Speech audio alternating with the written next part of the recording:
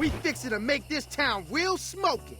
Is Eliza and Lili really sisters? We were first given hints of this, teasers of this in Eliza's ending, but also when you combine that information with what we were given in deleted cutscenes and also the art of Tekken and also the wiki, we get kind of a better picture, a better idea of Eliza, Lili, and also Claudio factors into this, and a little bit of Oscar, right? So this is going to be kind of a discussion just dissecting these four characters and where their stories may go in the future in Tekken 8, right? So definitely subscribe to the channel. We're going to have a lot more breakdowns like this coming to the channel, talking about other characters and where they are and where they could go. Her character ending starts off with her inside of Claudio's estate. And if you look at what she's saying, you call yourself an exorcist. And this part kind of comes up again, so I just want to note this because it's very important. We'll talk about why in just a second. She says, I'm beat, gotta get home and rest. She starts walking away, and Lili is the one who says, Tu étais emprisonné sous la propriété de Rochefort.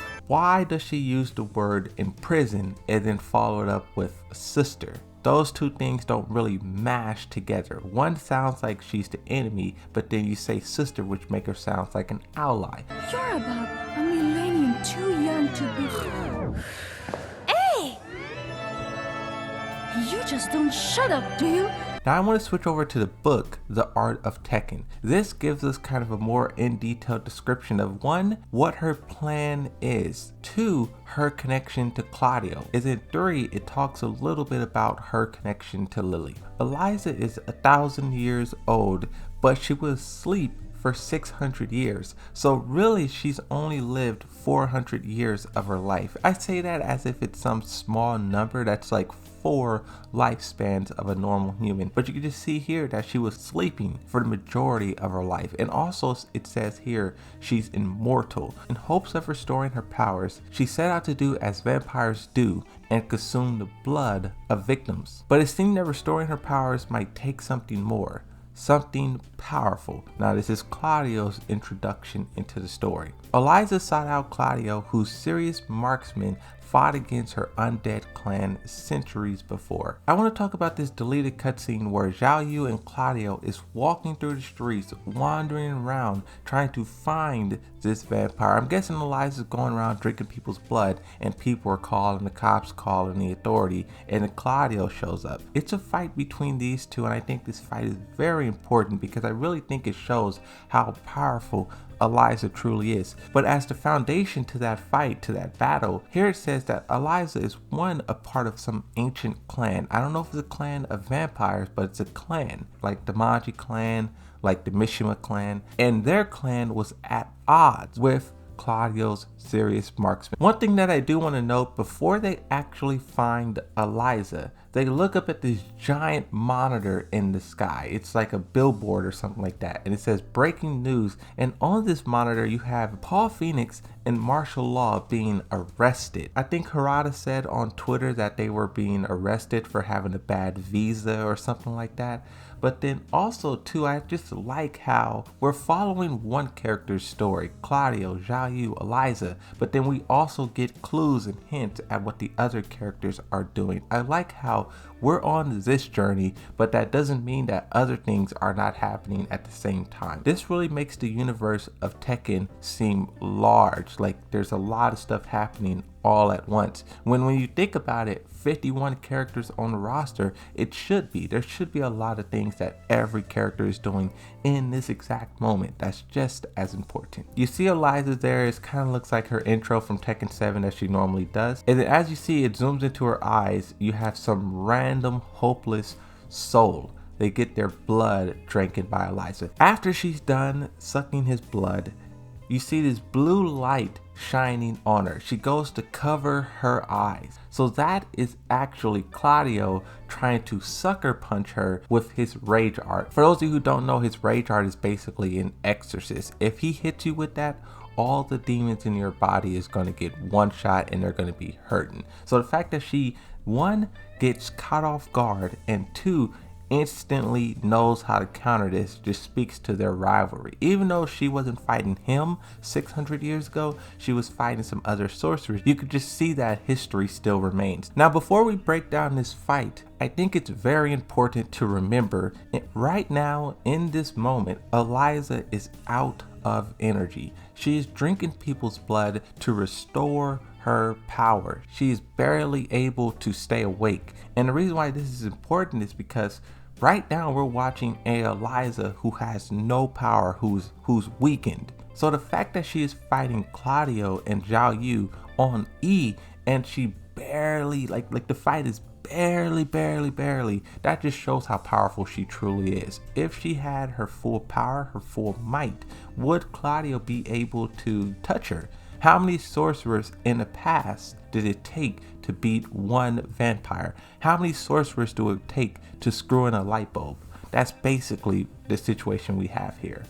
Even though this cutscene is deleted, this is just truly amazing. Eliza, she warps back in, and this kind of shows that she is not running. She's looking for them just like they are looking for her. She knows if she drinks Claudio's blood, she's pretty much going to be fully charged, ready to go. So this is like a battle that is destined to happen, right? So she fires it at Claudio, but it looks like it goes a little bit short down to his feet and it misses. Oh, it was bait. See that? It was bait, and she runs it, and that looks like her unblockable. The Eliza mains, you guys will recognize this attack. That looked like she tried to hit him with an unblockable.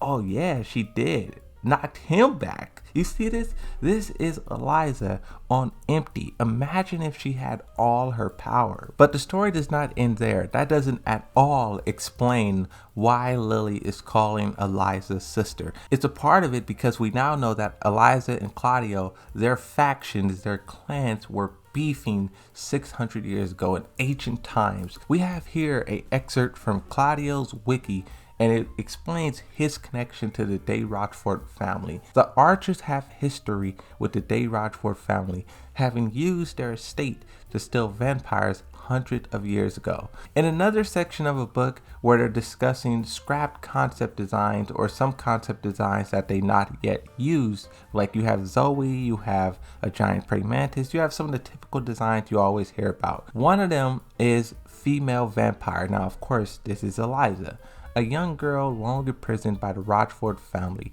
A young female vampire has been imprisoned in a wing of the Rochefort estate, where Lili was raised. Now, those last 4 words are extremely important. Where Lili was raised. It sounds like the Rochefort family, for whatever reason, had Eliza in some close proximity to Lili, and maybe Lili started asking questions like, who is that? Why are they always sleeping? And I don't know, maybe the dad of Lili or maybe Sebastian. They could have told her something like that just to explain why there's always this sleeping lady in the room, in the area. Now, why the Rochefort family decided to have Eliza, a vampire, in the same area as, a growing child, no clue. It seems like she just sort of grew to just think of Eliza as a sister, because from her perspective, she kind of is. She's been there her whole entire life. The only odd factor is she was sleeping. So now that she's awake,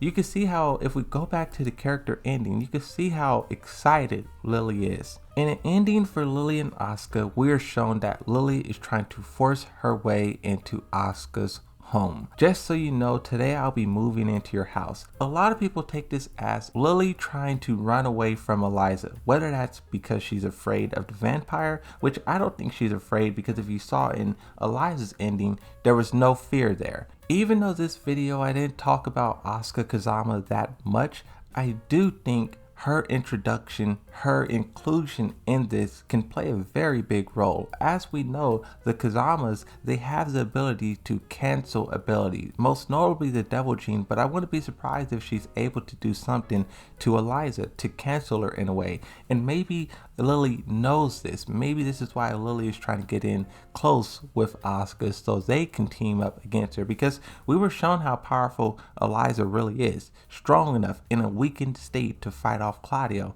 So you may actually need some Kazama blood to stop this threat. Jun Kazama is focusing on Kazuya, maybe Asuka Kazama will focus on Eliza. In Tekken 8, I think we will get a lot of answers to what's happening there because I think all of these characters will be there. The only one that's kind of like, I don't know, is Eliza, but seeing how one, popular she is in the cosplay community, and two, how important her story seems to be, I think she could possibly show up in Tekken 8. When you talk about 2D characters being a problem, it's not really her who's at fault or to blame. It's more so her just being attached to the 2D, which is kind of a stigma. So that's my take on these characters. Let me know what you guys think down below. Thank you for watching, everyone. Make sure you subscribe to the channel and also leave a like on this video. Until next time, thank you for watching and bye bye.